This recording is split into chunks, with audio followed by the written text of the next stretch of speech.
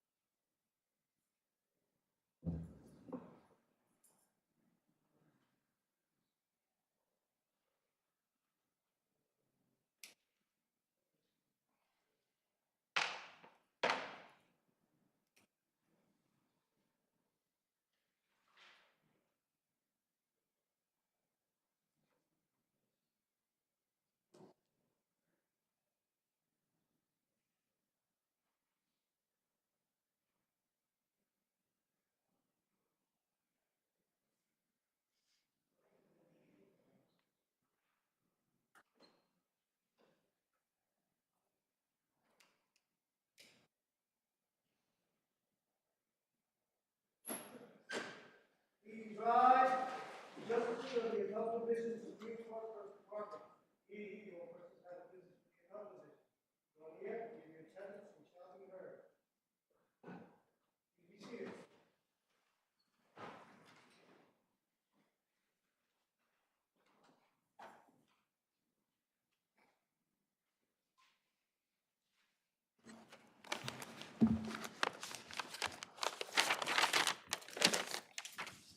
Good afternoon. Welcome to the Appellate Division First Department.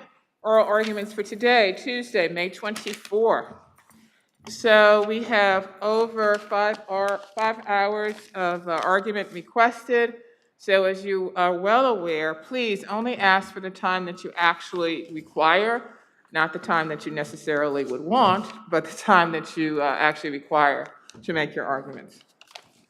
First case is People v. Bashar Ahmad. Appellate request 4 and 1 for rebuttal. 4 and 1 and 4.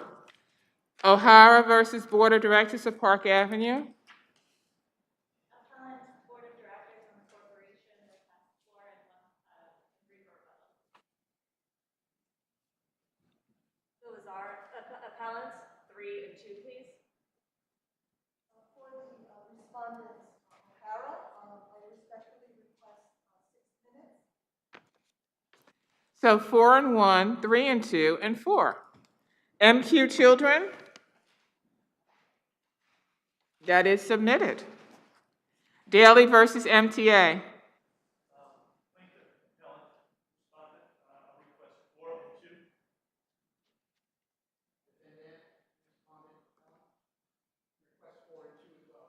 You have a cross appeal? Sir, excuse me, Counselor? You have a cross appeal? MTA has a cross appeal?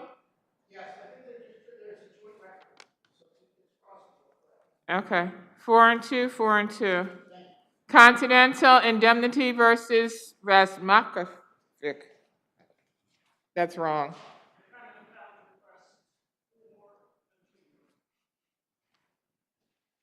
Respondents request 4, Your Honor. 4, 2, and 4. People v. Roman Cabrera.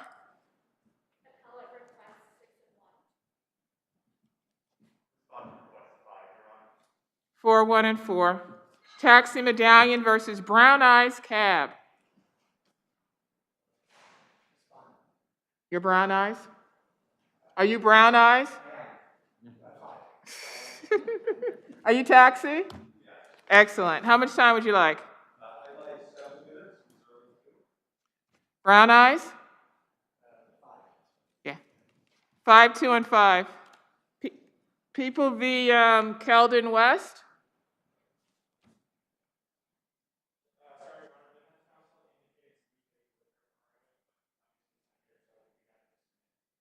Oh, fine, thank you. That matter is submitted. New York Botanical Gardens versus Allied World.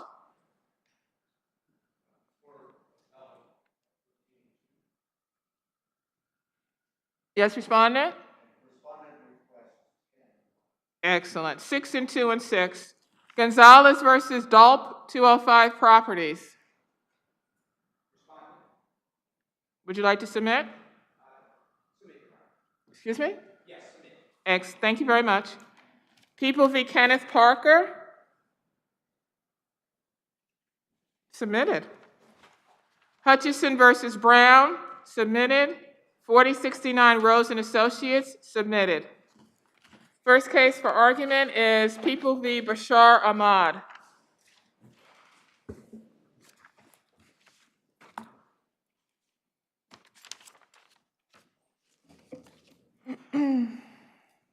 Good afternoon, Your Honors. David Clem for Appellant Basir Ahmad. 3 years in prison is simply too much for this 21-year-old first felony offender. So, counsel, I had a question. Based upon your brief, you stated that, well, we know the sentence was 1 to 3, but you state that the defendant was denied parole for difficulties while incarcerated. What exactly were these difficulties? We don't know. We don't know. It's not reflected in the record. What's reflected is that he will serve the full 3-year term. The reason I asked is because I was wondering whether these difficulties would carry forth if released early. Yeah. That was one of my concerns. I understand that. A 21-year-old with mental health issues who's in state prison for the first time in his life, it's not unusual that there are difficulties. And I wish I had the information for you, but I submit 3 years in state prison for this offense. Well, it's not only for this offense, is it? Because it also covered 2 other cases. It covered 2 incidents at, what is that, Metro PCS or something? One where One incident at Metro PCS and one incident, I believe, at the mental hospital or during an evaluation. So again, this plea covered 2 additional cases. Yes. So it's a little bit more than just this particular case. The 1 to 3 was a little bit more than for just this, and I don't want to say just, but for this particular case. True, but it is not one of those incidents involved violence against a person. Not one bit of his prior record involved violence against a person. It's a 21-year-old with mental health issues who acted up on a bus. And I don't think that anybody... Counsel, was there a psychiatric exam here? I'm sorry, Was there a psychiatric exam in this case? There were 2 730 reports that were done. Were the exams consistent with claims of significant mental illness?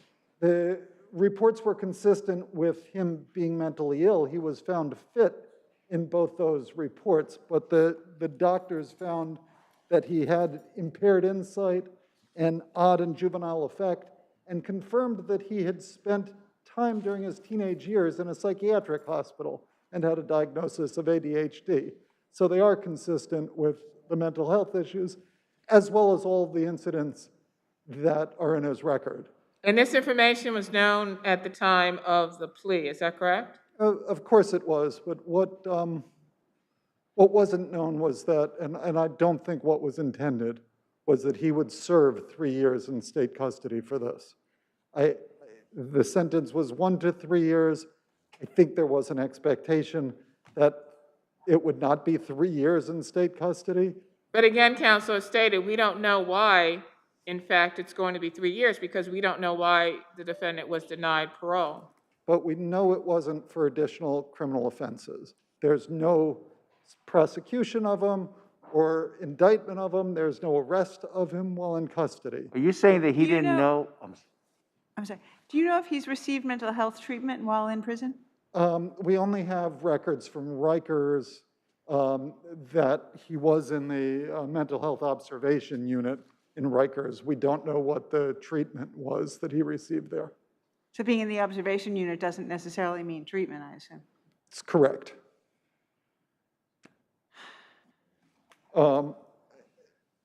I submit that unless this court acts, he will serve the balance of his time in custody. He will be released with no supervision whatsoever, and none of that additional time in custody is not serving the state's interest. Thank you. You have time on Thank you. rebuttal.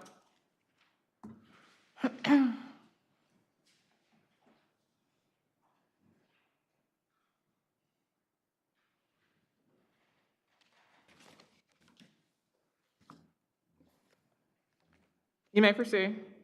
Your Honors, and may it please the Court, Anna Nachik for the people. Defendant's sentence was fair and appropriate and should not be disturbed on appeal, given the serious nature of this offense. Counsel, do you have a sense of what was the intent about how long he would actually be in, given this sentence? Your Honor, that is not in the record. However, the parole board did determine that defendant should remain incarcerated and should not be released early. And do you know anything about their reasons? Your Honor, that is not in the record. This court should not usurp the parole board's determination without those facts available as to what those difficulties were while incarcerated. Well, but how can we, if you didn't provide that information to us, how can we consider it? Well, Your Honor, that the court can't consider it because it is not part of the record. However, there were evidently more facts available to the parole board, which allowed them to determine that the difficulties while incarcerated were not reason that defendant should remain incarcerated for the entire 3 years. You're not suggesting that we should defer to the parole board. Well, Your Honor, what we are suggesting is that the parole board's determination that defendant should remain incarcerated should be followed. Defendant's sentence should not be reduced when... Sorry, that would make sense to me if we had the record in front of us, but we don't know their reasons. How can we defer to it? Well, Your Honor, because we don't have the record available, because we don't have the determinations of what those difficulties were, that is not part of the record. Obviously, defendant did have difficulties while incarcerated. Whose burden would that be then? Whose burden would that be to put that before us? Well, Your Honor, we are simply suggesting that the parole board's determination, because we don't have those facts. I'm not disputing that. I'm just saying whose burden is to put that before us? Well, Your You Honor... or is it the defendant? Your Honor, it was not part of the record on appeal. I'm not sure if the people did have those records. However, they were not provided to the court. Additionally, because... So, counsel, this was a bump up, right? But for that prior mischief conviction, this would have been a misdemeanor. Yes, Your Honor, it would have been criminal possession in the fourth, but because defendant has been convicted of a prior crime, it was criminal possession in the third. Additionally...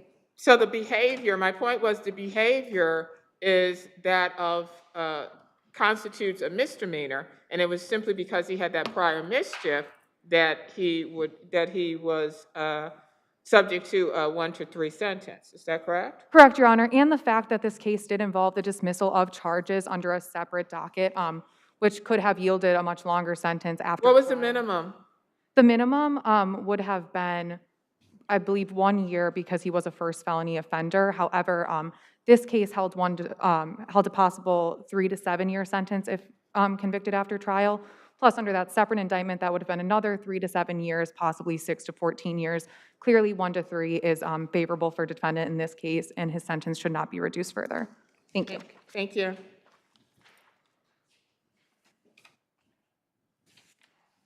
The minimum allowable You know, sentence...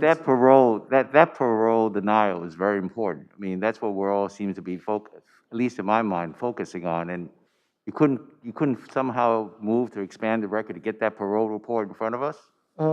We filed the brief within 3 weeks of getting the record in this case, because if we didn't get the case and then expedite... You're not answering my question. You didn't think to move to get the record before us?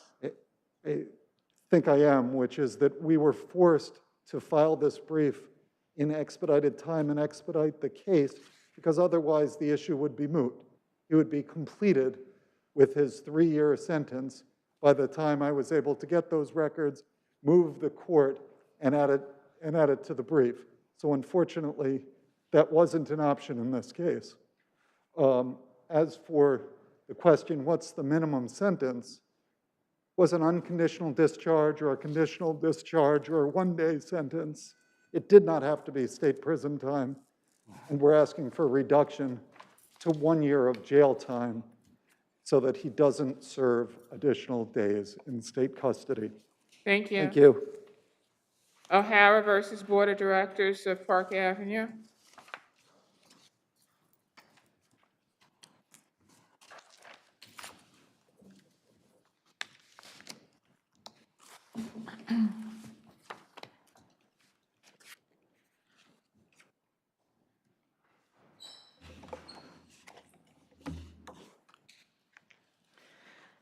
If If it pleases the court, Jennifer Levine for the appellants, the board of directors, and the corporation. The appellants contend that the corporation itself does not owe a fiduciary duty to its members and shareholders as established by this court in Peacock. It axiomatically follows that a board, as decision makers of the corporation, does not owe a fiduciary duty to individual members and shareholders. Rather, the board may owe a fiduciary duty to the co-op as a whole, collectively as a whole. To say otherwise would create an inherent conflict of interest and suggest that the board has separate fiduciary duties to each and every single individual shareholder. And what is in the interest of one shareholder may not be in the interest of all shareholders. Counsel, in this case, was there an independent tort alleged with respect to the breach of fiduciary duty claim? There is an intentional tort of nuisance alleged. So that's the predicate. Yes. And are you arguing under Peacock that's not sufficient? I'm sorry, Your Honor? Are you arguing under Peacock that's not sufficient? No, we are arguing that Peacock is sufficient, but it's often misconstrued by the lower courts that don't understand necessarily that it's the board and who are the decision makers of the corporation themselves do not owe the fiduciary duty to the individual members. Secondly, we also contend that the plaintiffs did not plead sufficiently the cause of action for breach of fiduciary duty. They have speculative allegations that lack evidentiary basis. Specifically, their complaint refers to a nuisance that the board allegedly failed to investigate, but they also say that the board did investigate, and as far as they can tell, nothing was done. This is clearly speculative. There's nothing here that substantiates this cause of action. And dissatisfaction with board inaction is not enough to overcome the burden on a pre-answer motion to dismiss. In terms of the breach of contract cause of action, the court did not reach the right conclusion by reading all relevant provisions of the proprietary lease together, and it did not honor. Why shouldn't it read relevant provisions together?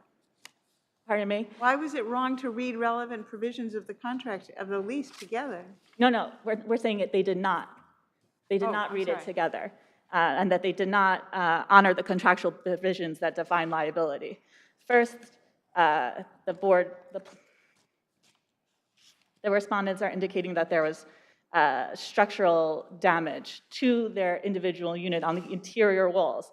There's an exception in the proprietary lease that deals with interior services walls that the co-op is not responsible for. But the argument here wasn't that it was the surface of an interior wall, but a structural damage that caused, of which the exterior defect was more a manifestation of the structural problem, not that that was the only problem. It wasn't just that it was warped, but that it was caused by an underlying structural defect caused by the stomping and whatever. Right, but this is not a claim sounding in negligence. This is a claim sounding in an intentional tort, a nuisance that was created by the co-appellants, the Lazars. There was no responsibility under the contract on the proprietary lease in this Counsel, circumstance. Article 1, paragraph 1st requires the cooperative to maintain all structural parts of the buildings, walls, and ceilings. And in this complaint, the plaintiff alleges structural damage to the walls and ceiling, and not just their surfaces, and that you failed to act in accordance with the lease. Respectfully, Your Honor, it's that the respondents are claiming that the damage was caused by a nuisance by the co-appellants, not I'm by... talking about the breach of contract. I just read the provision, and that you did not act in accordance with that provision. I'm That not talking provision about says nuisance. you're supposed to repair all structural parts, as my colleague just read. It makes no reference whatsoever as to the reason for the structural cracks or the structural damage. It only states that you are responsible to repair any structural damage. If you go further on into Article 1, the 8th in interior repairs, the last paragraph does say that there's no responsibility for the co-op under this circumstance. In no event shall the lessor be responsible for any damage to the apartment or its contents caused by the act, negligent carelessness of the lessee or other lessee, which we would contend is the But this lessee. is not a, go ahead. Go ahead. Go ahead. But there's nothing in the lease that states that that's an exception to the lessor's obligations under Article 1, Paragraph 1. Article 1, Paragraph 1 is very straightforward.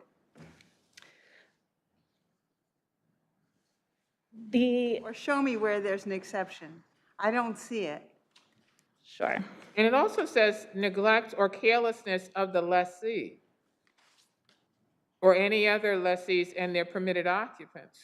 Permitted occupant or any other lessees and their permitted occupants. It would appear to be to that particular apartment and not to apartments, not to the apartment above. But anyhow, you'll have time on rebuttal. Thank you.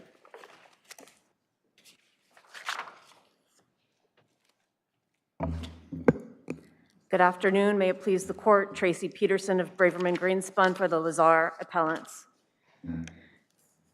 The claims against the Lazars sound a nuisance and breach of contract, and the lower court ignored binding precedent with regard to those claims.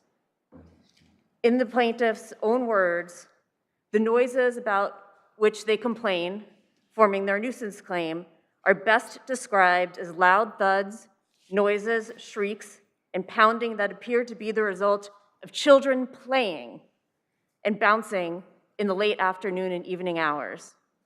As a matter of law, those types of noises do not constitute an actionable nuisance. But counsel, don't we have to read that in terms of the entire complaint? The complaint also alleges that this stomping and jumping caused damage to the walls of the apartment below it. That strikes me as not sort of what happens every day when children jump around. So if you read it in that context, I'm not sure it's just what children do. It's something beyond that. The pleading is abundantly clear that the nuisance claim is based on the noise. Yes, the plaintiffs throw in additional allegations of structural damage. I don't think it's a throwing in of additional allegations. I mean, they're specifically stating that there are cracks, structural cracks in the walls as a result of the conduct of your clients, your clients' children. So I don't think it's just a throwaway. There are specific allegations as to that. And let me just, the noise also, they're claiming, their allegations are that the noise was such that it actually interfered with their ability to host parties, et cetera, within their apartment. With respect to the allegations about the structural damage, plaintiffs allege that these are minor children who require the care of nannies. It is inherently incredible that small minor children playing in a pre-war cooperative apartment. I don't know what cause pre-war structural apartment damage. you've ever lived in, but I don't know that we could actually take some type of judicial notice of that because I don't know who these children are. However, this is a 3211 motion. It's not a motion for summary judgment. So why would we not, why at this point in time would we dismiss? This is exactly the same issue, it is a very similar issue to the one that was at bar in Brown v. Blennerhassett, where the plaintiff claimed that her upstairs neighbors walking and going about, stomping and doing chores caused structural damage and noise disturbance to her.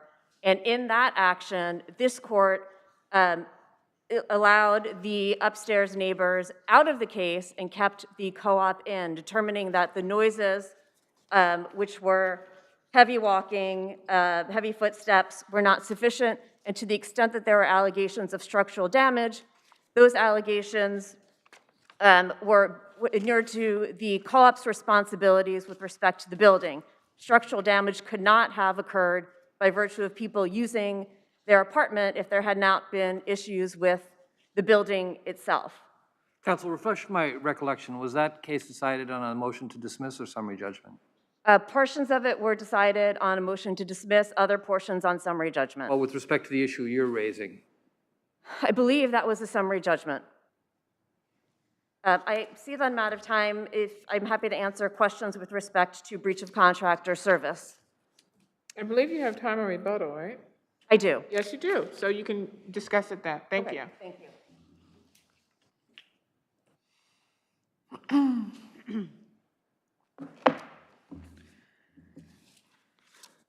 Good afternoon, Your Honors. My name is Magda Cruz for the O'Hara respondents, and I believe that the lower court properly looked at the content of our complaint, the detail in the allegations, and concluded that there were legally cognizable causes of actions alleged against both the co-op for breach of contract specifically, as well as against the Lazars, the upstairs neighbors, for the nuisance. That is alleged. And let me be very clear, it is not about children playing. The complaint alleges much more serious and ongoing noise and vibration conditions than would be little children playing. And I think that that has been their attempt to categorize this case as this is all about little kids. I went through the complaint in detail, and I think if the word children is mentioned once in all of the pages, I think that's too much. Secondly, and most importantly, little children playing do not cause structural damage to the ceilings and walls of an apartment. That is an issue to be determined later in the proceedings. There will be discovery, there will be a Counsel, trial. with respect to the breach of proprietary lease, how does the non-delegable duty in the administrative code with respect to the co-op's or landlord's obligation to maintain the premises in good repair, how does that interplay with this cause of action? Well, according to the proprietary lease, Article 1, Paragraph 1, very specifically renders the cooperative responsible to repair structural damage. The cause of the damage is not defined in that clause. And as far as their argument that they're not responsible for the damage that's caused by other unit owners, that is also incorrect, because within the same provision, it states that if it is shown that they, meaning the co-op, the lessor, acted negligently in failing to address this problem, which is what we allege in our complaint, that then renders the responsibility upon the cooperative to deal with this structural damage, to be responsible for it. And again, the damage that is alleged in our complaint is not cosmetic. It has nothing to do with the surfaces. It is very serious damage. And thirdly, I want to indicate that we also allege that the noise condition has injured my client's health and well-being, as well as their use of the apartment. And those are absolutely actionable claims. These two appellants are absolutely Well, the issue is whether those are actionable claims as to the cooperative, right? and as well as the Lazars. The Lazars. As far as how the different responsibilities are, it is defined in the contract versus the tort of intentionally causing this harm. As in terms of what the co-op failed to do is also actionable. They never investigated this condition until many, many months after the complaints were brought to their attention. And I would add that at the very beginning of the case, meaning when the claims were first arose, my client tried to resolve it with the Lazars as one-on-one, as neighbors. And the Lazars acted in a very inappropriate way when the complaints were brought to their attention, which then caused the co-op to tell my client No, you cannot deal with the Lazars. And Well, now, that was the whole issue as to the trespass, but your time is up. Thank you. thank you, Your Honors.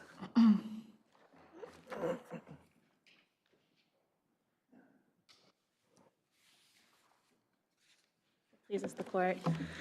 Just to go straight to the heart of the claims the plaintiff respondent was making, in that the co-op acted negligently and they are responsible. There is absolutely no cause of action for negligence in the complaint. Can we go back to the breach of proprietary lease? Yes. So your position is, we're not responsible for other shareholders' breaches, but doesn't the administrative code require a co-op to maintain the premises in good repair, the building in good repair? Yes, And so if that's correct, I assume you would agree with that. I agree with the. Ultimately, if in fact it's found that some other party is responsible, don't you have a remedy in those circumstances? The co-op has the responsibility to make the premises in good repair. We're talking about the common areas, the hallways, the elevator, the stairwells. How about all the parts? But isn't a co-op responsible for the structural aspects of the apartment?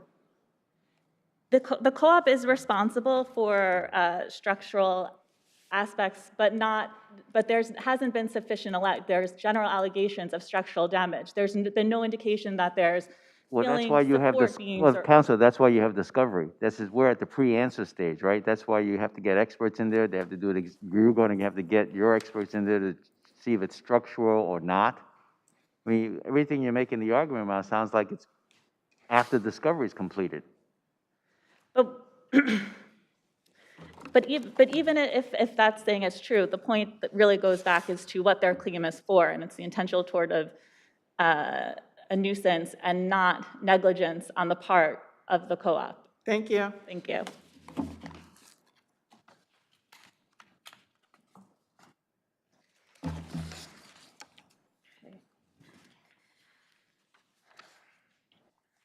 With respect to the breach of contract claims, it's undisputed that the lease is between the Lazars and the co-op.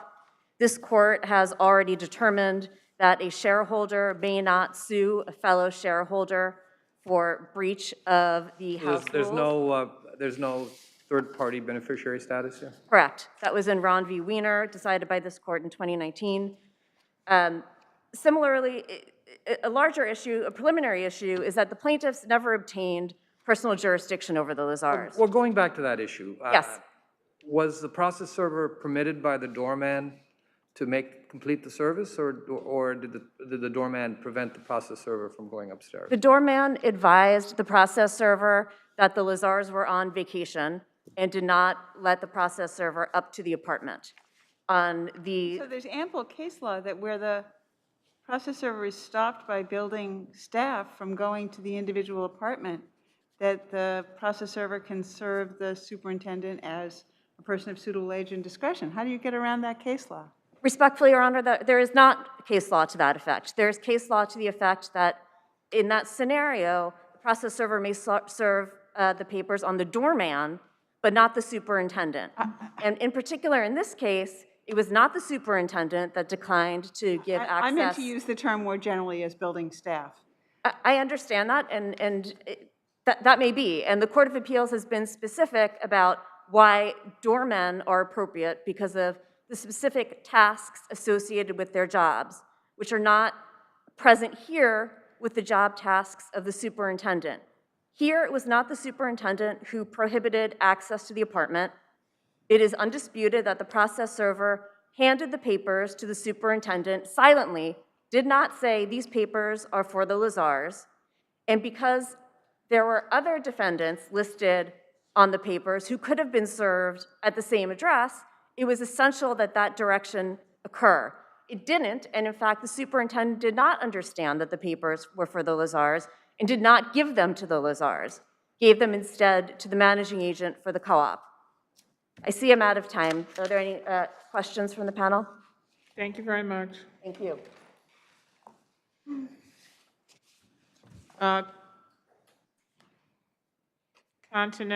Daly versus MTA. May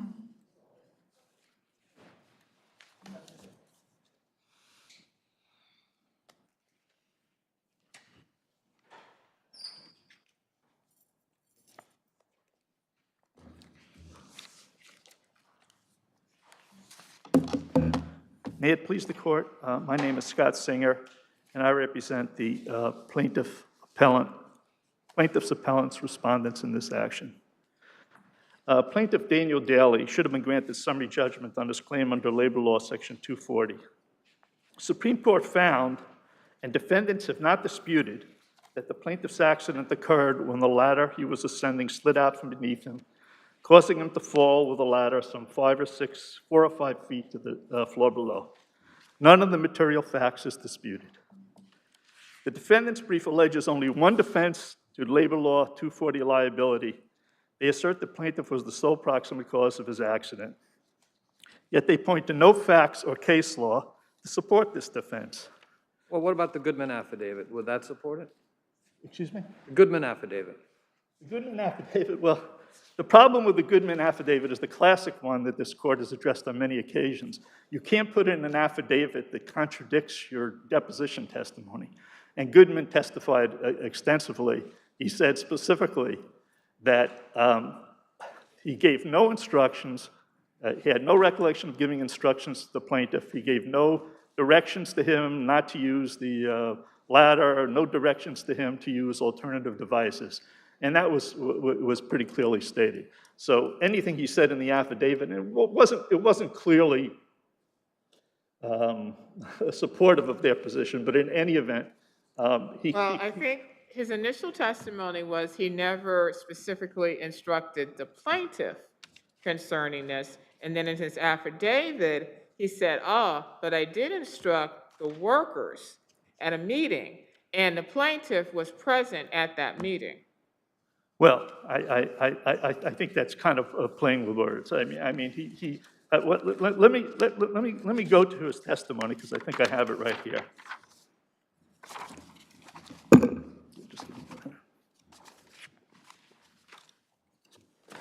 He said, I never provided plaintiff with any specific safety instructions on this project. He said he never instructed plaintiff either before or on the day of the accident to use an extension ladder to gain access to a scaffold on the project. In his affidavit, he says that he did conduct a meeting in which he instructed the workers to use an extension ladder, not an A-frame ladder. And also he indicated that plaintiff was at the meeting. I believe that does contradict his deposition testimony. But in any event, it is undisputed that he was not provided with proper safety devices. He was not provided with a ladder that would have addressed his issues. He was no other safety devices such as So when the plaintiff came on the site, the ladder was already set up. Is that correct? That's correct. When he came on the site, he didn't do anything. Well, defendants state that he should have somehow adjusted the ladder or done something differently as opposed to using that ladder. Right. Well, of course, but this court has said on at least 3 cases that I've cited in my brief that if you're using a ladder that has already been set up, then you can't be the sole proximate cause of the accident. But we don't know who set the ladder up, right? Well, his foreman in his affidavit stated that it was set up by apprentices. But regardless of who set it up, it was set up before. And that's undisputed, by the way. The defendants did not dispute that the ladder was set up before the plaintiff arrived at the scene. And in my brief, I cite the 3 cases, Concepcion, Nasowitz, and most recently, Rodriguez against Respret. All those cases stand for the proposition that if you're using a ladder that has been set up before, you may be comparatively negligent, but that's not going to a basis for avoiding liability under Labor Law 240. Thank you. Thank you very much.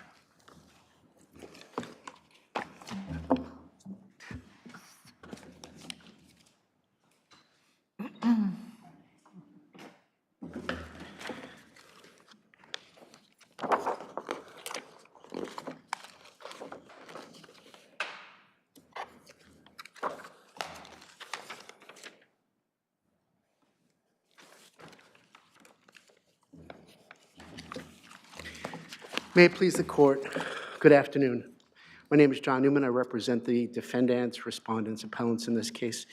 To begin with, plaintiff's application for summary judgment in this case has to be denied as a matter of law because just starting with the bare facts of the hospital record, the hospital record establishes that the plaintiff provided an alternate, non-negligent reason as to why his accident happened. That uncertified record? That was a certified record, and it was also under the testimony of the admitting doctor, the doctor in the emergency room, who testified that the plaintiff told him that he slipped down the ladder a few feet, that it's his regular practice to document the patient encounters contemporaneously with or soon after the in-person patient visits, and that's on 766, 767 of the record, and also confirmed that the plaintiff told him that he slipped down a ladder, otherwise he wouldn't have written it down, and that's also within Dr. Tanawai's testimony. He also testified that it was important to get the mechanism behind the fall in order to properly diagnose, to determine proper diagnostic studies going forward. So it's pertinent and germane to treatment to have that information in there. So now that the plaintiff's application for summary judgment should be denied as a matter of law based upon this non-negligent reason, I'd also offer to the court the fact that under Cahill and Robinson and all of the other Court of Appeals cases that lay out the four reasons as to why the plaintiff, as to why a worker wouldn't be entitled to summary judgment because adequate safety devices were available. They knew that safety devices were available and they were expected to use them. The worker chose not to use them.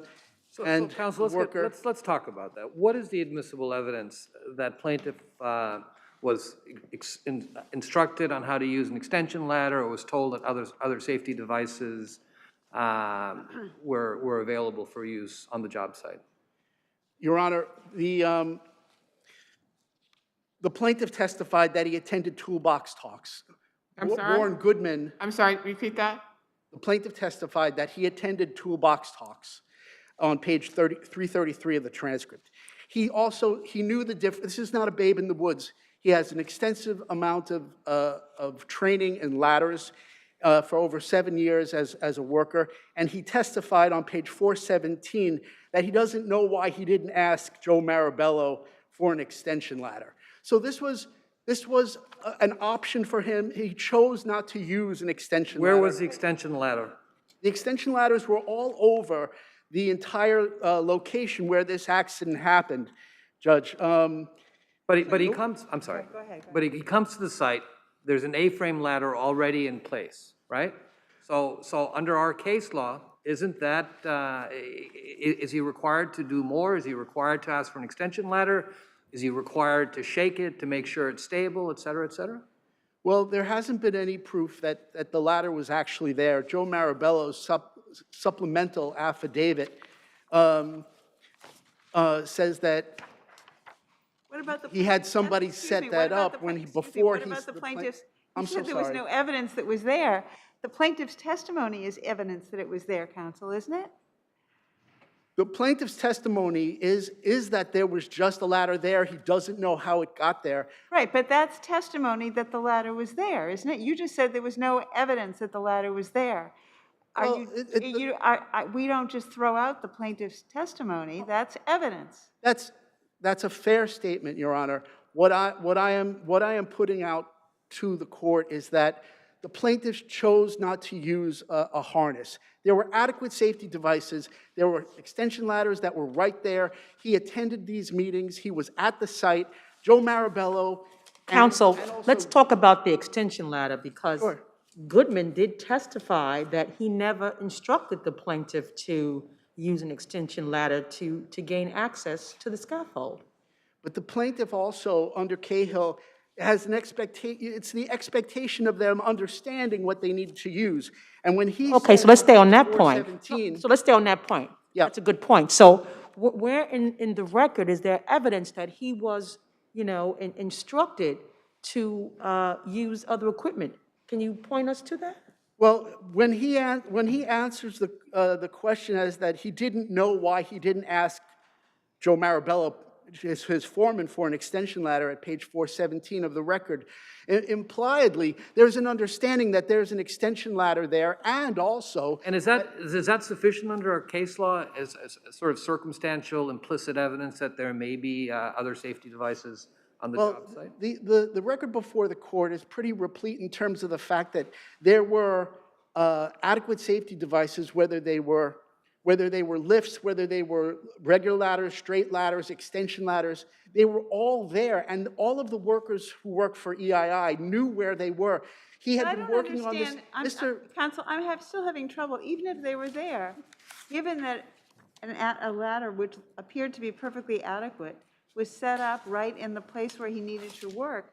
Are you suggesting that our case law requires that he go look for something else? Judge, I'm deaf in my left ear. Sorry. I'm sorry. Given that there was a ladder already set up where he needed to work, are you saying that he had an obligation to go look for something else and that our case law supports that? There is no... What the defendant's obligation is to ensure that there were reasonable, adequate safety devices on the premises that the plaintiff knew about, that the plaintiff chose not to use safety devices. No, I don't think that that's actually, I don't believe that that's accurate in terms of what the defendant's only obligation is. However, your time is up. Thank you. Thank you very much, Your Honor.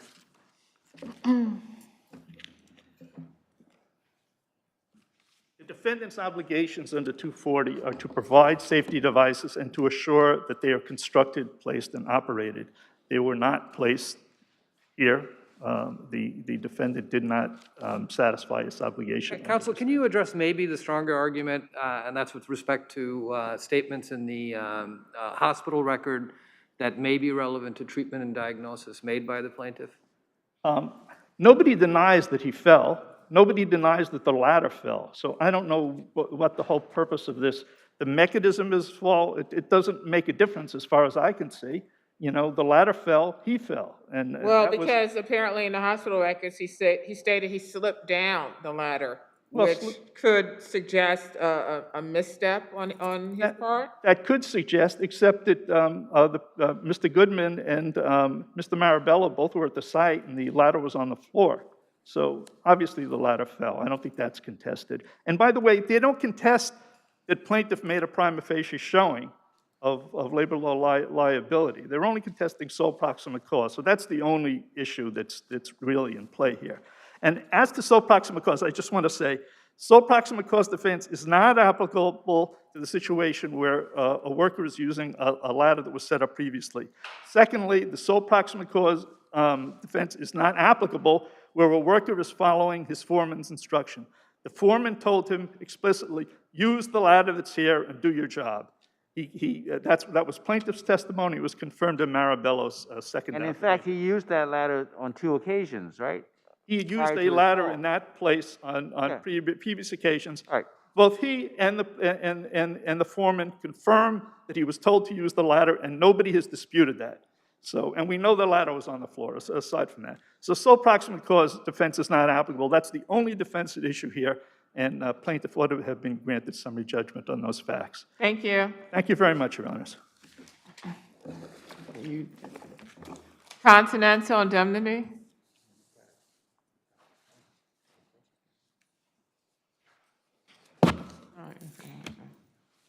You forgot.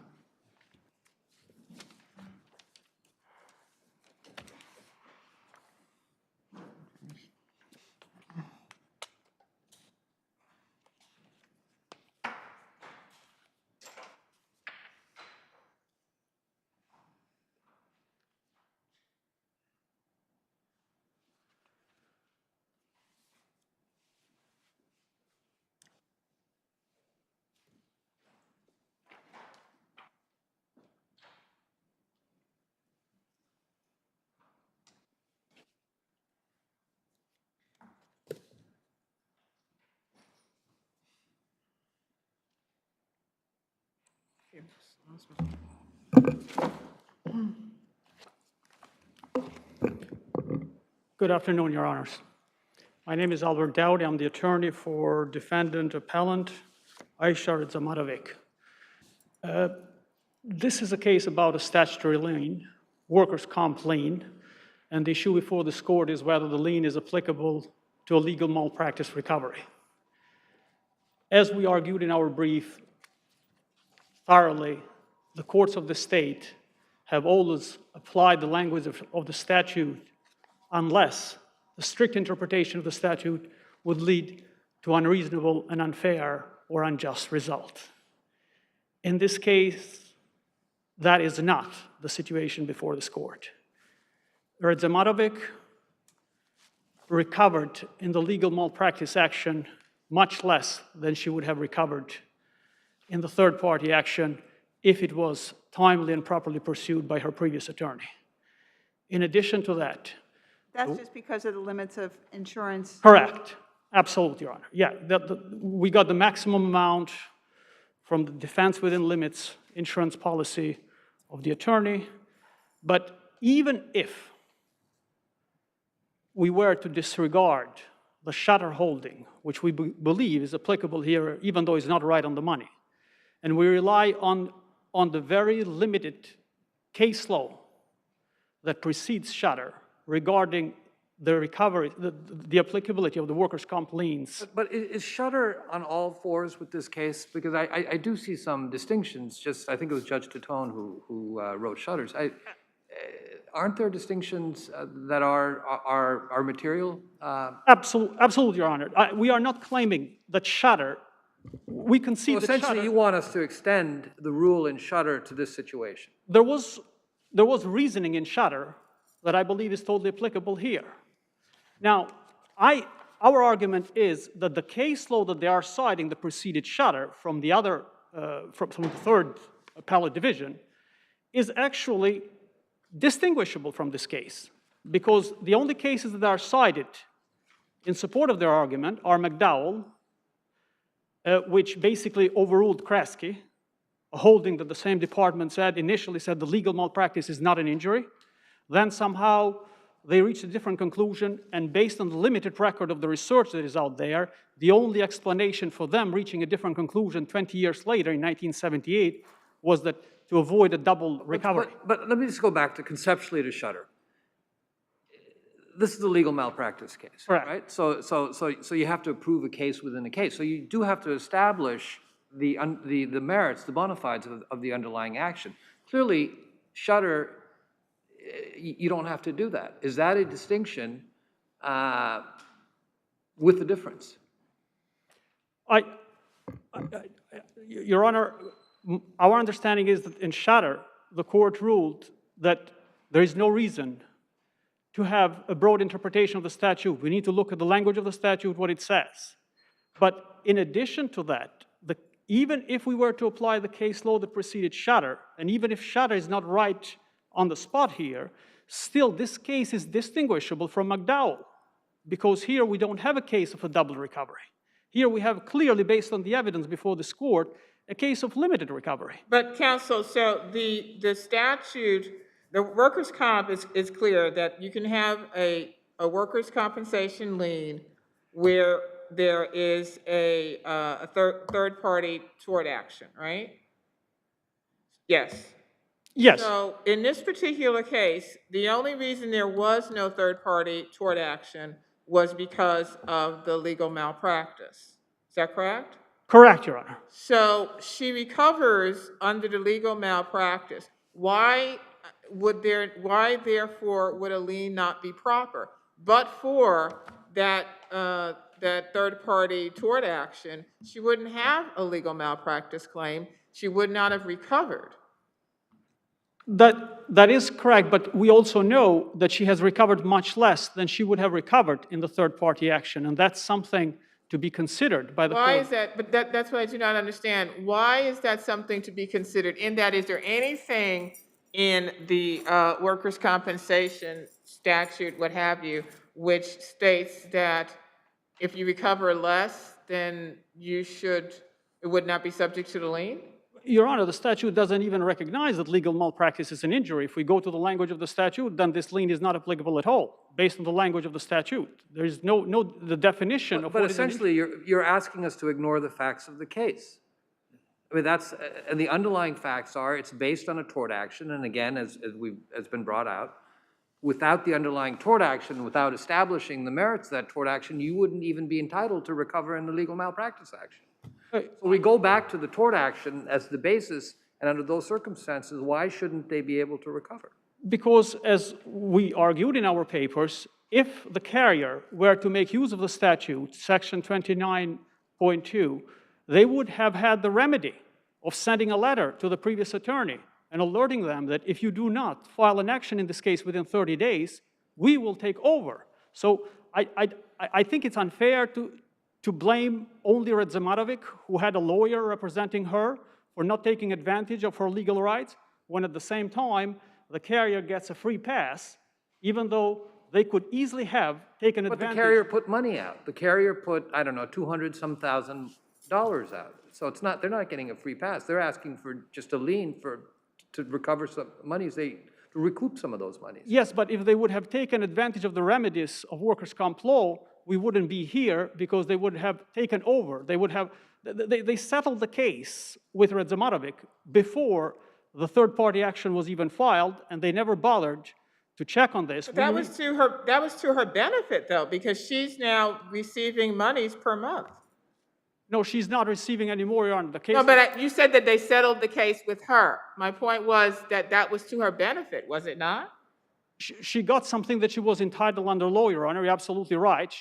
They settled the case with her, but my point is that why didn't they send this letter? Under the statute, they had a remedy to request from her or from the lawyer to file a third-party action. Otherwise, under the statute, they had the fate of their lien in their hands by either alerting the lawyer to file a case or we're taking over the case. Thank you.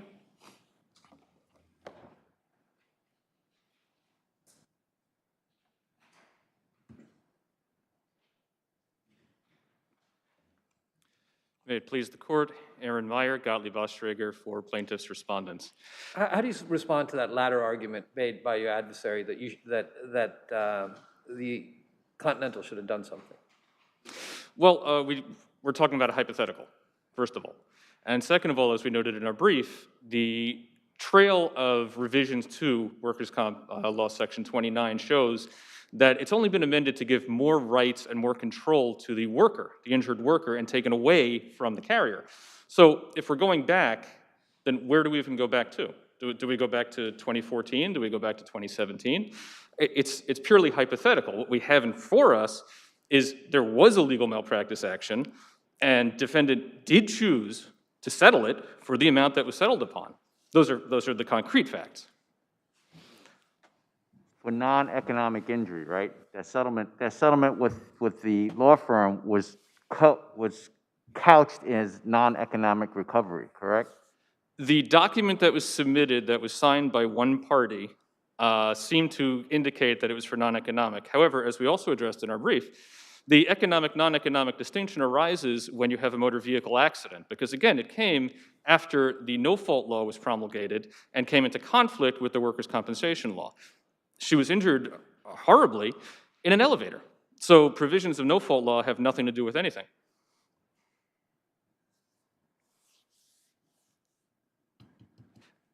And so just to go a step further, I must also dispute the statement that she would have received more, she would have recovered more. That's pure speculation. I'm not going to go outside of the record. I'm not going to speak about any possible things that could have happened, might have happened, allegedly happened. In fact, we stayed very clear away from doing that in our briefs. What we have is Shutter has nothing to do with the facts of this case. Let me ask you this question, going back to the non-economic dichotomy. I know you said that that's in the no-fault context, but if it's a hypothetical, but if that case that was settled with the law firm for the legal malpractice was couched in terms of purely economic recovery, would workers' comp then have a lead on that? Well, we would argue that they would have the lien regardless. Regardless, but if you borrow the no-fault theory or the concept, you wouldn't, because it's economic versus non-economic, right? Yes, Your Honor, then we would have to make a distinction. Got it. So you would argue that you would have a lien on it anyhow because it's still, any litigation therefore that flowed from that initial accident, you would be entitled to impose a lien? Yes, Your Honor, so long as it stemmed from that original tort. The original tort, of course, was the prior action. The legal malpractice simply took the place of that tort. The other cases that have been cited by opposing counsel in his brief are all inapposite for the same reason, because they all deal with distinctions not applicable here. Like in a medical malpractice action where part of the malpractice was unrelated to the injury it caused. Those are all distinguishable. Those are not the facts here. Here, it's very straightforward, and whether it's couched in terms of economic, non-economic is immaterial.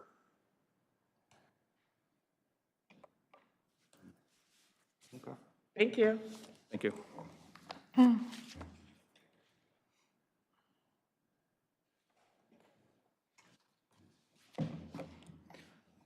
What's your position with respect to the distinction between the economic, non-economic? First of all, their claim that this is a document signed only by one party has no relevance whatsoever. That's the general release. If they bother to figure out discovery, whether that's the real document, they should easily have pursued discovery to figure out whether that's a real document or not. So I really do not appreciate the fact that they are suggesting that the document that is presented to the court as part of the record is a general release and is signed only by But again, answer my question. Is there a distinction? There is definitely a distinction. And this is the other matter that the two cases, the McDowell case is a wrongful death action, and it's a recovery about pecuniary loss only. And that's where the court said that, well, this is a double recovery situation. Plaintiff got already compensation in the workers' comp for pecuniary loss, got also compensation for the same type of loss from the workers' comp carrier. This is a double recovery case. They decided to say that while the statute does not classify legal malpractice as an injury, we still believe that under public policy reasons, this would be unfair to have this double recovery situation. So yes, absolutely, there is a difference in that, but there's also a difference about the amount. And as a matter of public policy, I'm really puzzled, Your Honors, because this whole situation could have been avoided if the carrier followed the language of the statute under Section 29(2). Put in the diary a note that a year from the time the plaintiff's accident, let's send a letter out, just a letter, send it out, 30-day notice, that if you don't pursue the case, we will take it over for you. I promise you this situation would not have happened, and probably that's one of the reasons why, as a matter of public policy, the carriers should really have a signal from the courts that make use of the remedies of Section 29.2 before you come crying injustice in court much later that your rights were not protected by an attorney that you never hired. Thank you. Thank you, Your Honor. Thank you both. People v. Cabrera.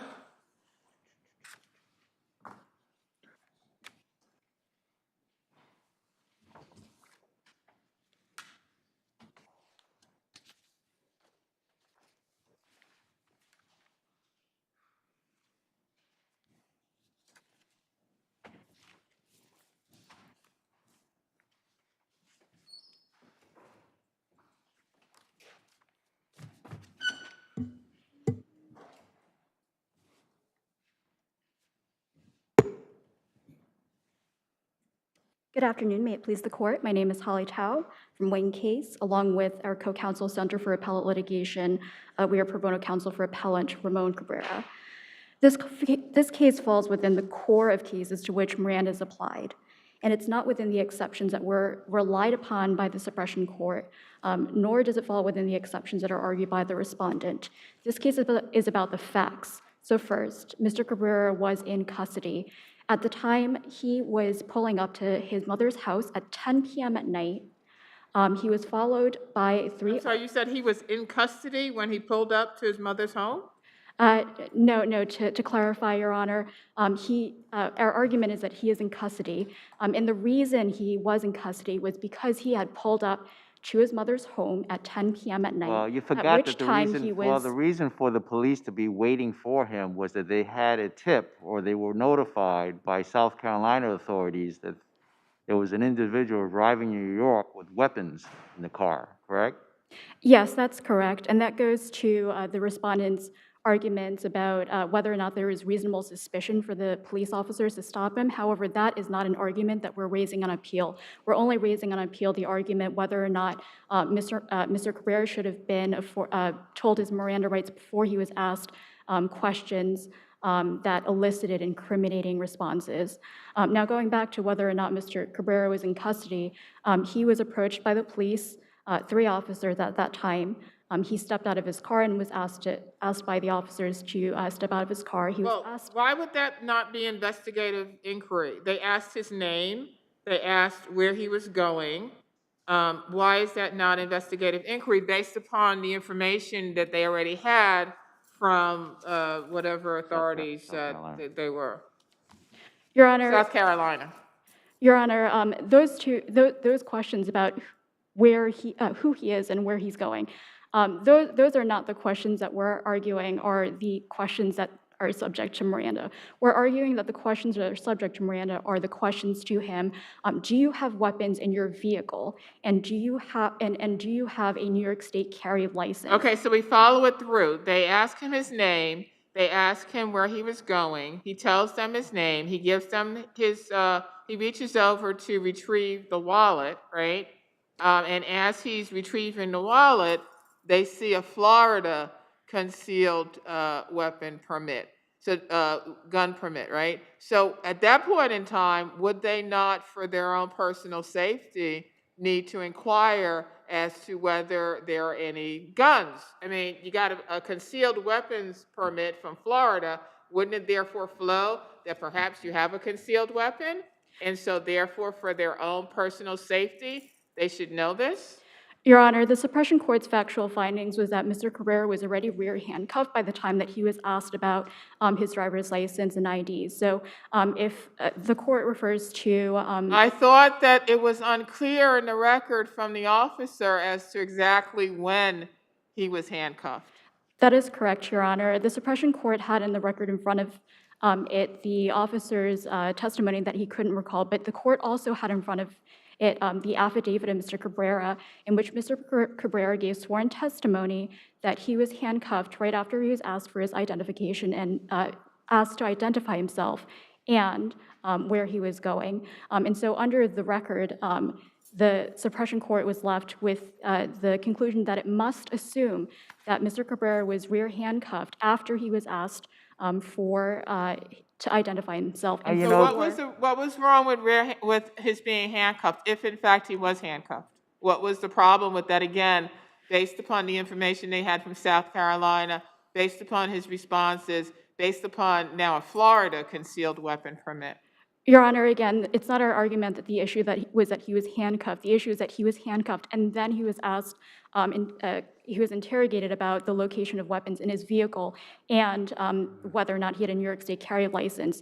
What we're arguing is that before being asked those questions, he should have been read his Miranda rights. He should have been told that he had the right to remain But again, silent. I'm not understanding why that would not be investigative inquiry, because conceivably, if he did in fact have a New York State concealed weapon permit, which is rare, but if he had a New York State weapons permit, that would have dissipated the whole incident, right? Everything would have been completed, assuming the weapons that he had corresponded to that permit, right? Your Honor, one of the cases that the respondent cites in their brief is a good example of what's considered general investigative questioning versus interrogation. So in People v. Ugal, the court determined that it was general investigative questioning when a number of individuals from the scene of the crime were asked voluntarily to come into the precinct and talk about what happened. However, there is a certain point in time in which the officers determined that the defendant was likely the suspect, at which point they administered his Miranda rights and he continued to speak voluntarily. Throughout this investigation, this was not some scenario in which the officers approached Mr. Cabrera on the scene of a crime or something to that effect. The officers were looking into Mr. Cabrera. They staked out his residence. They went to find him at his mother's house. They asked him pointed questions designed to elicit... But counsel, I think what is difficult for me is that what happened earlier. stop in South Carolina, report about guns, maybe I'm going to New York, particular address, I'm going to New York. Maybe the guns get dropped off in Delaware. ATF sends the email to New York. There's an investigation. So the police probably know that there are guns in the car or think there are guns in the car. So why isn't, for their own safety, while they're conducting the investigation, why isn't it appropriate to handcuff the defendant? Your Honor, again, the issue that we're raising on appeal is not whether or not the police were in the right to handcuff Mr. Cabrera or not. The fact is, Mr. Cabrera was handcuffed behind his back. He was away from his car. No defendant, other than on television, is front handcuffed. Only on television is any defendant front handcuffed. Every defendant is rear handcuffed. Fair enough, Your Honor. He was handcuffed, and he was surrounded by 3 officers. He was away from his car. At that point, the officers had the opportunity to tell him, these are your Miranda rights, because there's nothing in the record. You're saying it's an arrest at that point, essentially, right? Yes, he was in custody at that point. And to the safety exception rule, there's nothing in the record whatsoever that suggests that Mr. Cabrera, while he was handcuffed, while he was standing away from his car, posed any danger to the officers or to the public at that point. And the public safety exception is a narrow one. It really only applies to situations in which there's a volatile situation. And weapons, yes, Your Honor. Belief that there are weapons in a vehicle, that's not volatile in New York these days?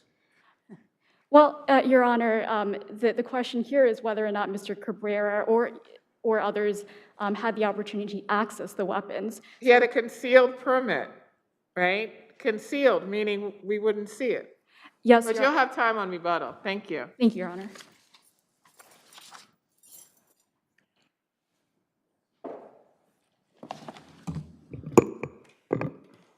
Good afternoon, Your Honors. May it please the court, ADA Josh Weiss, on behalf of the Bronx District Attorney. Your Honor, in this case, the people established the legality of the police conduct at every stage of the encounter, even accepting the motion court supposition that defendant was handcuffed from the very beginning, prior to any questioning.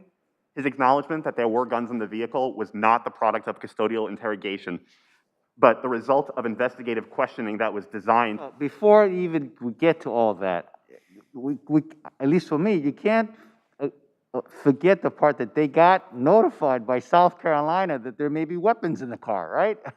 That's correct, Your Honor. And as is the case in any Fourth Amendment analysis, the reasonableness of police conduct must turn on the information that is known to him. So this is not an anonymous tip, right? This is from ATF or something like that in South Carolina? Correct. This was from a sheriff in the Sumter County Police Department who effectuated the stop. Yeah, I mean, for me, at least from my point of view, is that the argument should have been whether or not that notification from South Carolina gave the police probable cause even to be at the house. I mean, that starts the whole sequence of events here. What happened in South Carolina to here? Yet it seems like the appellant seems to putting aside that he got handcuffed and he shouldn't have been handcuffed. But you can't just look at it that way. Correct. Well, if I may address it, I believe the defendant attempted to file a supplemental, an addendum for all intents and purposes to his omnibus motion, seeking to challenge the lawfulness of the stop in South Carolina.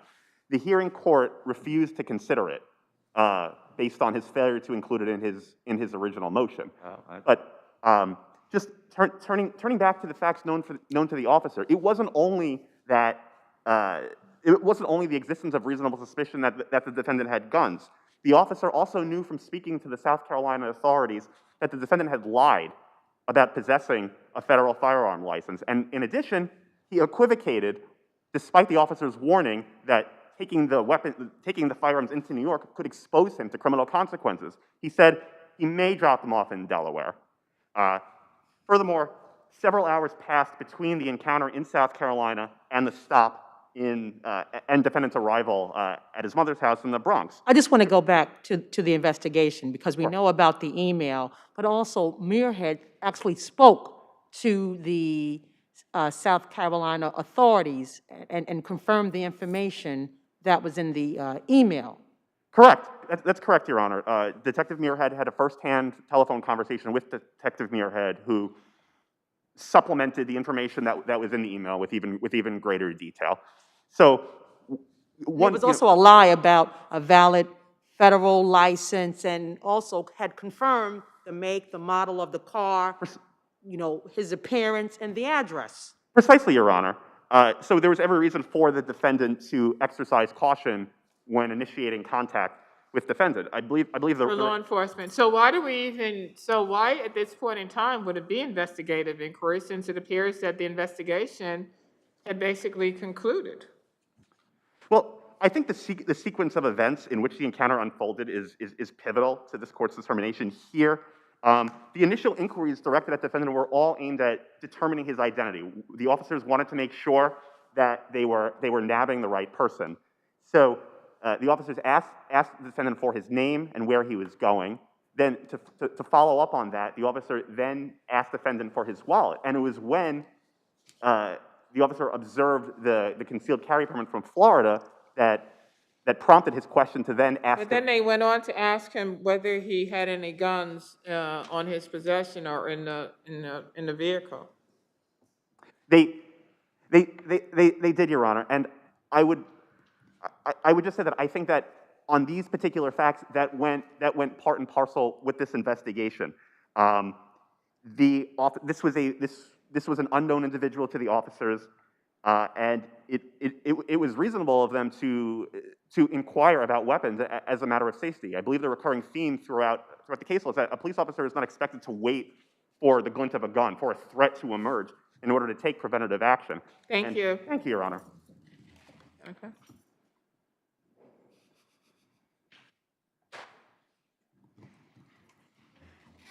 Your Honor, going back to your question about whether or not he had a concealed weapon on him, the question that the officer had actually asked him reveals that they did not fear for their safety. The question to him was not, do you have weapons? Do you have weapons generally? Do you have any weapons on your person? There's nothing on the record that suggests that the officers patted him down at any point. The question was, and I read from Detective Muirhead's testimony, I asked him if there were any firearms in the vehicle I should be aware of. At that point, Mr. Cabrera was already handcuffed. He was already standing away from... Why isn't that part of the investigation under the circumstances of this case, based on the information they have before? They're essentially, all he's trying to do is ask and try to corroborate that information, no? Yes, Your Honor. So there is a break in the cases in which they determine questions being asked of the suspect, such as what is your name, what are you doing, are you intoxicated? That is general investigatory. Those are general investigatory questions. But where there are very pointed questions asked to... Yes, Your Honor. No May I finish my answer? Please. Where there are pointed questions designed to elicit testimony from the defendant that are very specific to the defendant, the courts have determined that that does constitute interrogation. Thank you, Counselor. You're from White and Case? Yes, that's right. Thank you, and please thank your firm for allowing you to present such a interesting argument to us. Thank you very much. Thank you very much, Your Honors. Thank you both. Taxi Medallion versus Brown Eyes Cab. I just love saying brown eyes. Does he have? I don't know. Does the cab have brown eyes?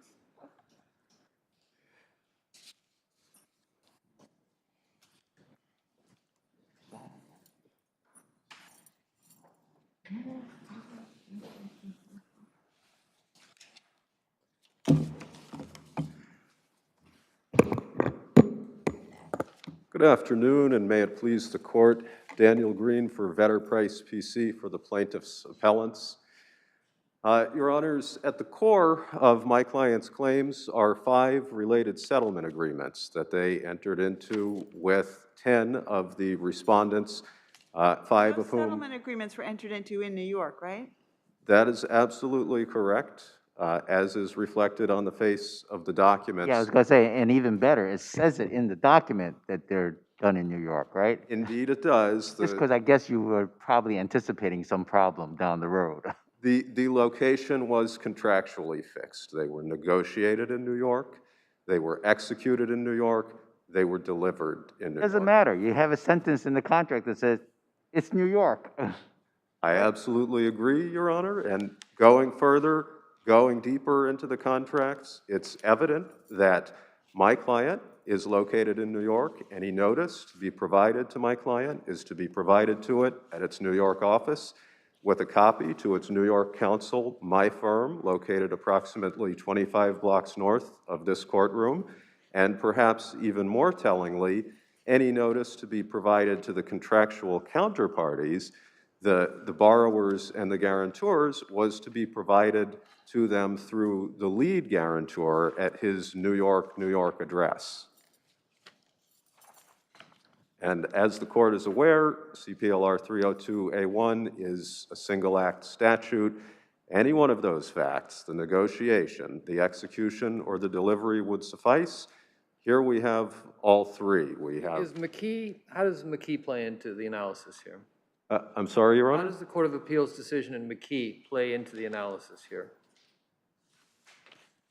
Your Honor, none of what we've invoked is in any way an outlier. We have an extremely robust record of numerous contacts with New York, and so to the extent that the defendants, respondents have been able to differentiate any of the individual cases that we've relied upon, it doesn't ultimately matter because there is a list as long as your arm establishing that any single significant act would be sufficient to confer jurisdiction here. And there are also, as to certain of the defendants' respondents' cumulative grounds for the exercise of jurisdiction, including the fact that the guarantors guaranteed a payment obligation that was to be made into New York, which has been construed by this court to qualify as a contract to provide services in New York. And finally, the principal guarantor, Simon Garber, numerous of the claims against him are predicated upon the ownership and control of real property by him and two trusts which he controls, namely that he moved this property around in order to evade his creditors, including my clients. I see my time is almost up. I'm actually going to rest, and I may return following the respondent's presentation if the court has no further questions. Thank you. You do have rebuttal.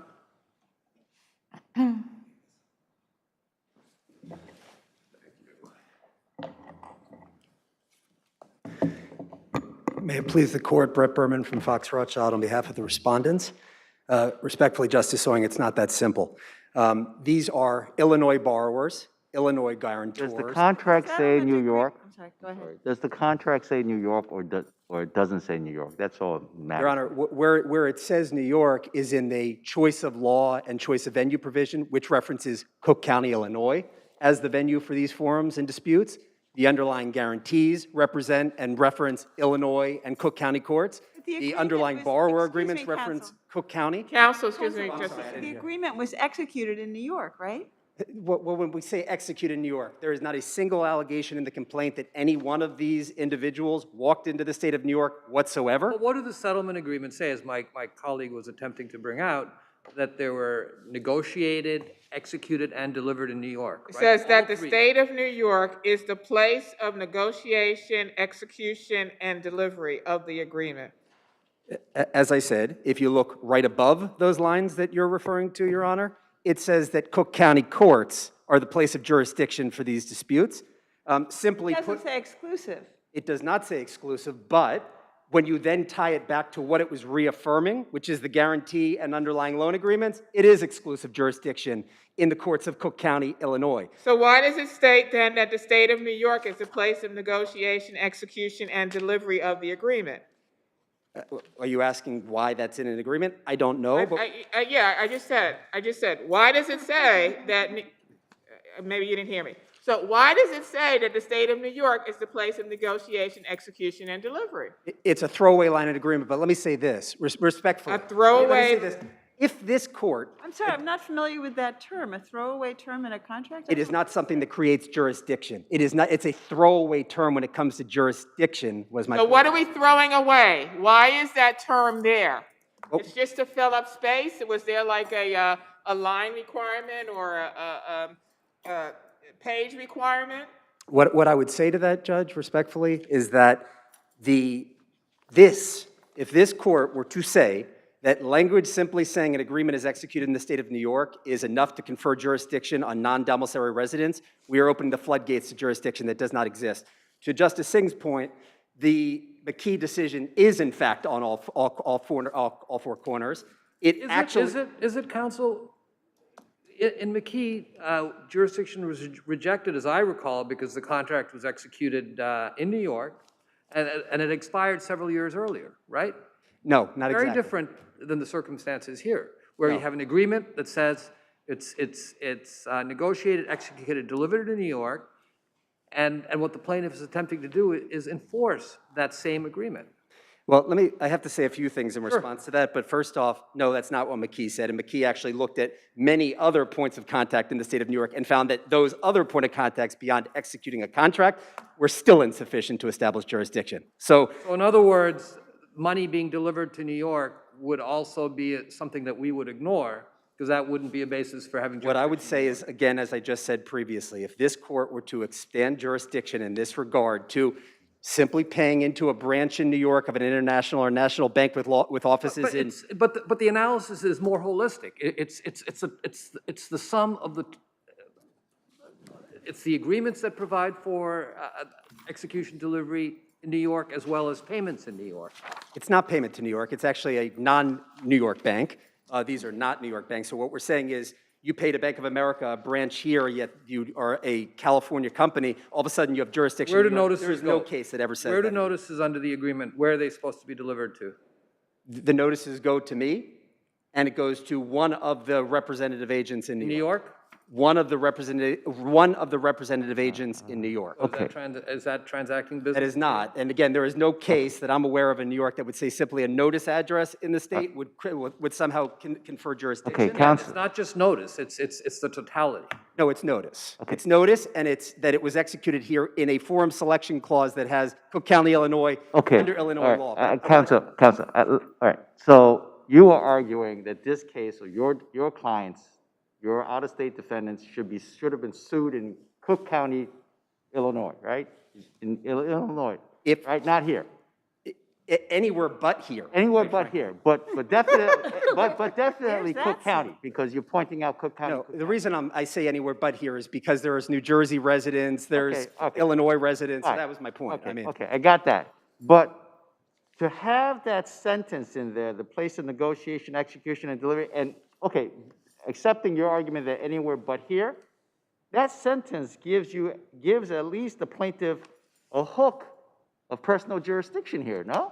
Not at all, because it's not a jurisdictional clause. So simply to say there is actually a jurisdictional clause right above you for Cook County and the underlying agreements that are reaffirmed. That's more like a venue provision, right? I mean, that's not like a jurisdiction. That's where you sue me. You can sue me anywhere but here. You have a choice of law clause that says Illinois in all operative agreements. You have a venue selection clause in Illinois, and there is no jurisdiction conferred by that language in this agreement. I'm not saying, no, you're right. That does not trigger jurisdiction. Those clauses don't give you jurisdiction. You're right. I'm not disputing that. But then you have the sentence here that sort of arguably gives personal jurisdiction. As I said, and I'll say it again, if that language in this agreement it changes the law in New York on jurisdiction. I would also just note, just very briefly, that we're only talking about 10 of 30 or 60 defendants. So even if you were to say that that specific language somehow creates jurisdiction without transacting business in the state, it doesn't account for the fact that you're only talking about borrowers and guarantors, not all of these other spread laws. I remember you from all my other tax medallion cases.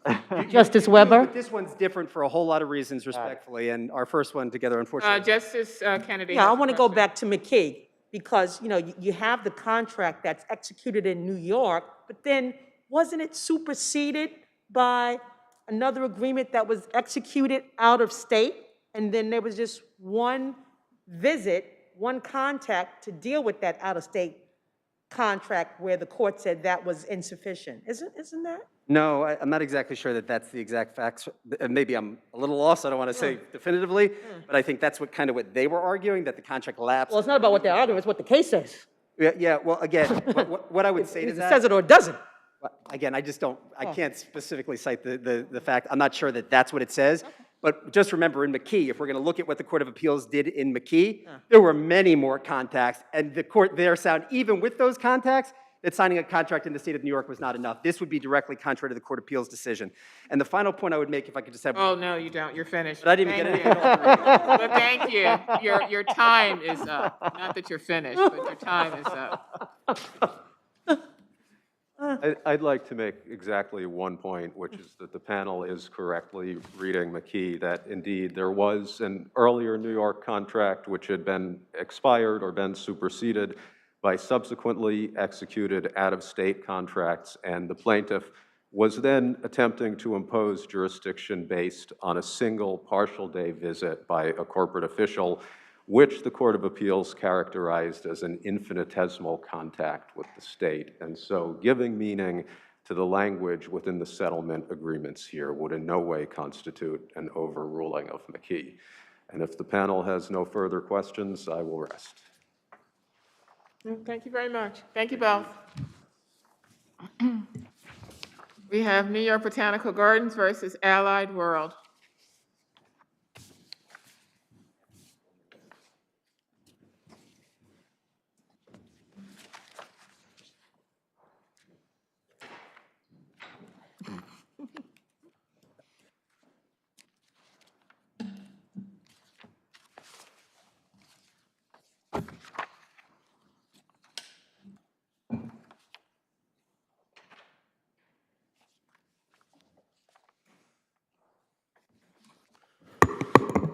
Good afternoon, Your Honors. May it please the Court, Kevin Haas from Clyde & Co. in New York on behalf of Defendant Appellant Allied World Insurance Company.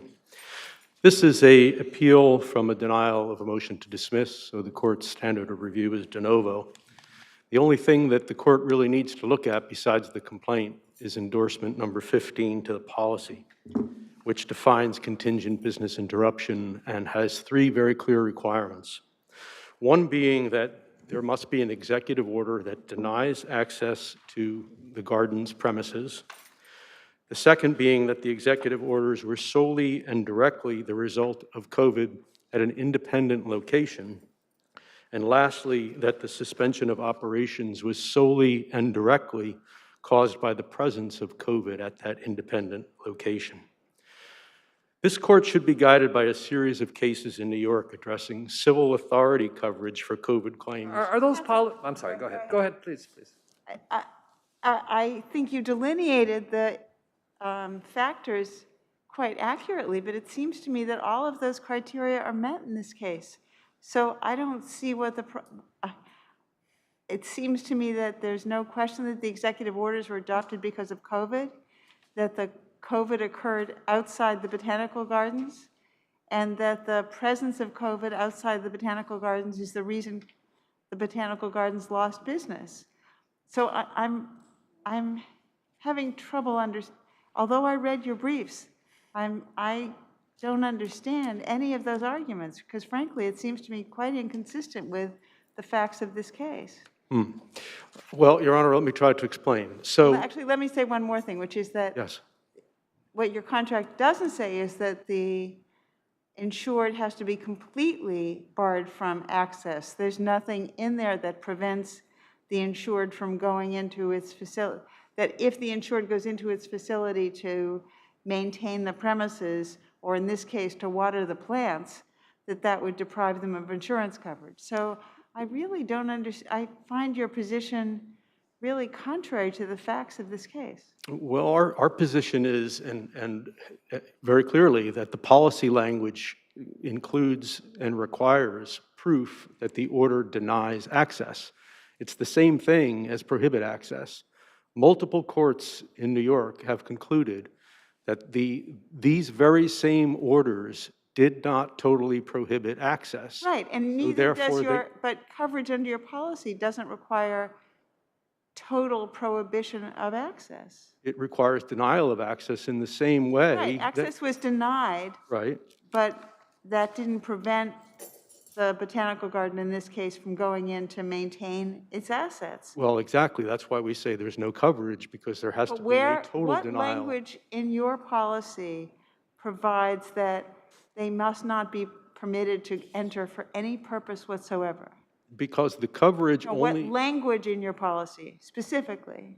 because the policy only applies if there is a government order denying access. Right, but where does it say that the denial of access has to be absolute and total and somebody can't go in to turn off the lights? Well, denying What are access, the Doesn't it say the opposite? Doesn't it say that date and time the insured is allowed access to the locations on and other than temporary basis? So doesn't that suggest watering the plants is okay? that provision is not a provision that defines the trigger of coverage for contingent business interruption. But that's textual support, because I don't think you've answered my colleague's question where it says you have to, I don't think the policy says there has to be a complete denial, but that's textual support that it can be temporary, no? Yeah, well, no. So denying access means denying access. If you try to take money out of your ATM machine and you put the wrong number in and you're denied access, you don't get any access at all. So are we talking about denying access to everyone, or are we just talking about denying access for purposes of business? Everyone. Everyone. So your argument is that no one ever should have been able to go to the botanical gardens, as my colleagues have stated, to water the plants or to turn off the lights, nothing. Exactly. Well, that's the purpose of the coverage, just like civil authority coverage under the property policies that have been construed by multiple courts in New York. Deny access is the same thing as prohibit access. The property policies don't say total, complete prohibition. You know, They don't say that. They say prohibit. But listening to the argument, my colleagues say this is a pollution clause, right? This is a pollution coverage, policy, yes. right?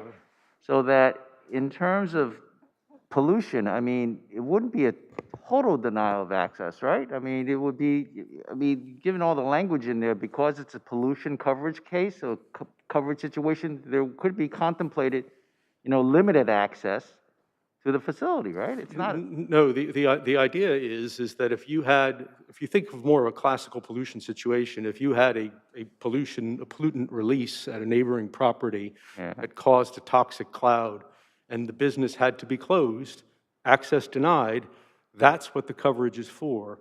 It's not for this, where you can go and continue your operation in part.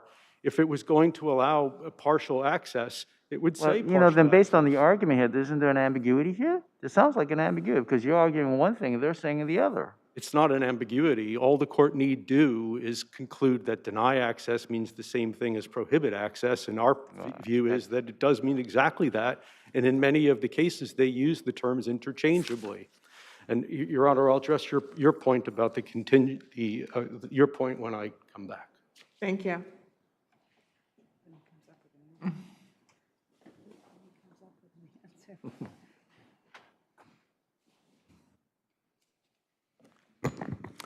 Good afternoon, Your Honors.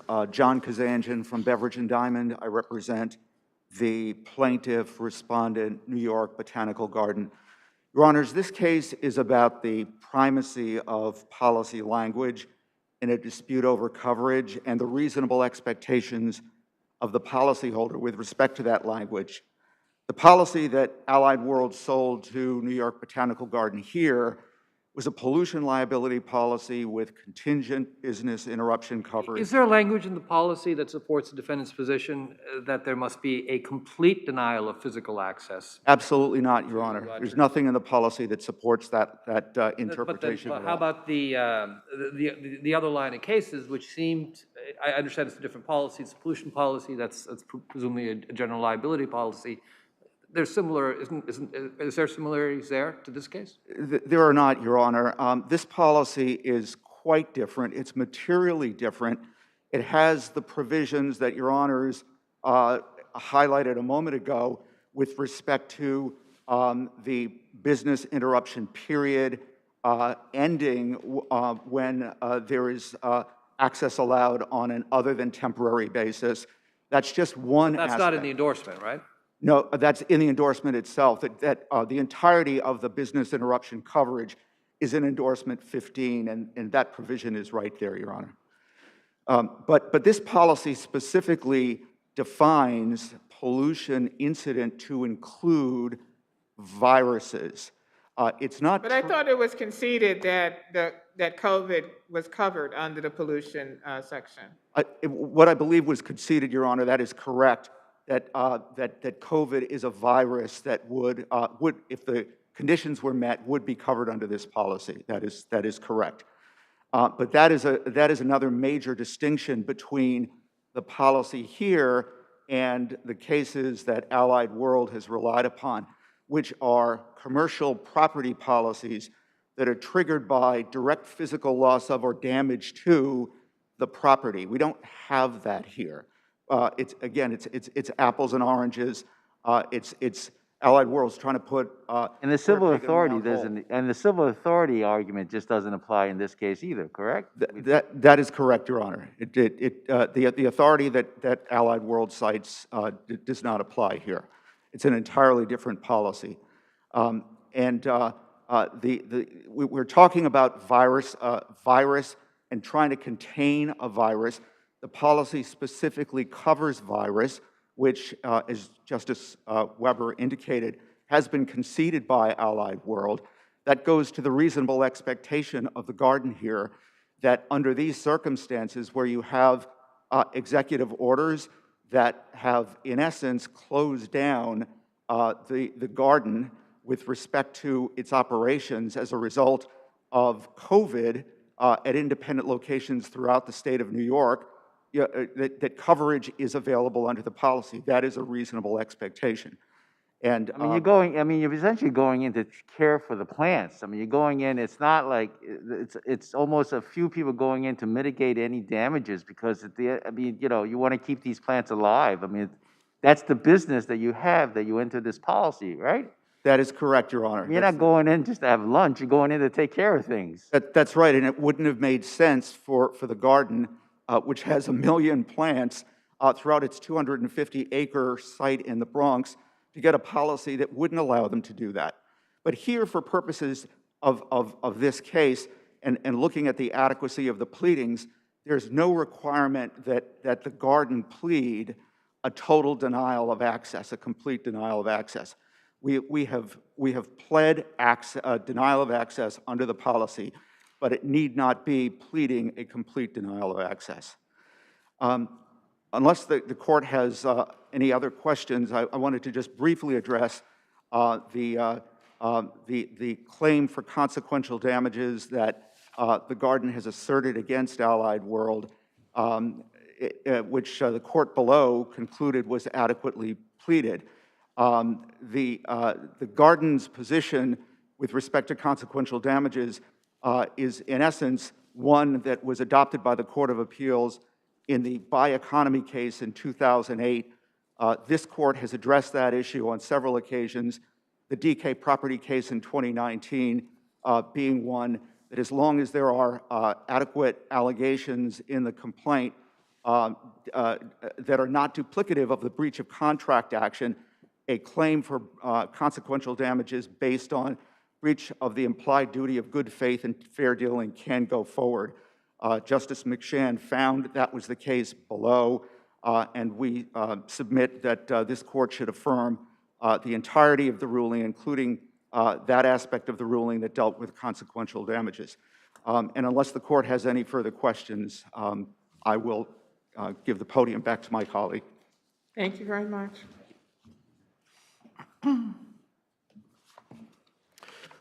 First, I wanted to address the question that Your Honor had raised. The policy language that you're referencing is policy language that defines the period of the business interruption loss. It doesn't define whether you have contingent business interruption loss. But it seems to me that the language is more supportive, that it can be there can be temporary use. And you still haven't cited any language to me where you say, other than the case law, that it has to be complete within this policy, whether it's in the endorsement or elsewhere. Well, Your Honor is correct that the word deny access does not have any other word before it to indicate that deny access means anything other than deny access. To me, common speech, deny access means deny access. But what's interesting, though, with that is that then there's other language that says other than a temporary basis. So yes, that support the theory of the plaintiff. Well, it doesn't though, Your Honor, because the purpose of that language is that if you have a total denial and then you're allowed to have temporary access and then there's another total denial, the coverage period doesn't end and you don't have to then reestablish the waiting period. So the idea is that if the garden had to come back temporarily in a week to do something and then it had to leave again and access was denied again, then the period would still extend. It wouldn't end and then have to have a new waiting period. That's the purpose of that provision. Now, with respect to the question of coverage, CBI coverage, contingent business interruption coverage, is really very much the same thing as civil authority coverage. Yes, they come under different policies, but the idea is that something happens here that affects your property. Something happens here that requires an order. In those cases, what's the physical damage that would trigger coverage? There wasn't, well, that was part of the holding. That's the problem in those cases. There was no physical damage. Exactly. But that's not what we're relying on. What we're relying on is the holdings of those courts that the orders were not because of the presence of COVID anywhere. It was because they wanted to stop the spread of COVID entirely. And that meshes with the second and third requirements of the policy language. There has to be COVID at a specific place. I'm sorry, are you saying that because COVID was pervasive, it wasn't in any one location and therefore doesn't come under the policy? Exactly. That strains common sense. Well, no. If it's everywhere, then why doesn't that, but actually as it happened, not at the botanical garden because there were no people there, just trees who fortunately couldn't get COVID. But isn't that consistent with COVID being present at independent locations? No, because if COVID, the policy doesn't anywhere say that it has to be in one particular location. It just said, there's just nowhere in the. But it doesn't say anywhere, and the point also is that if the garden hadn't been closed, there would have been people with COVID at the garden too. So the garden was closed down for the same reason as everybody else, and it wasn't because of the presence COVID here, there, or anywhere. It was because the governor and the mayor wanted to stop spread. It wasn't because it was somewhere. That wasn't the reason, and every court has said that. Every court has Well, how do you held that. stop the spread if it's nowhere? Exactly. I don't understand. That doesn't, it doesn't make any sense to me. No, the orders weren't issued. They don't refer to a place where it was. They don't refer to a Because specific. it's everywhere. Exactly, and that's why the coverage doesn't apply, and that's what all of the cases that have been decided have said. Thank you so much. Thank you both. Have a great day. Thank you, Your Honors.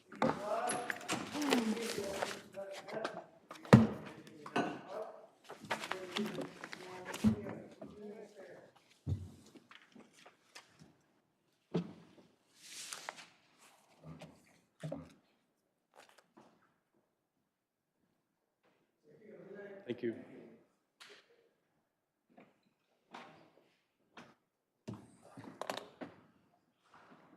All right, I'll see you later. Come this way if you want.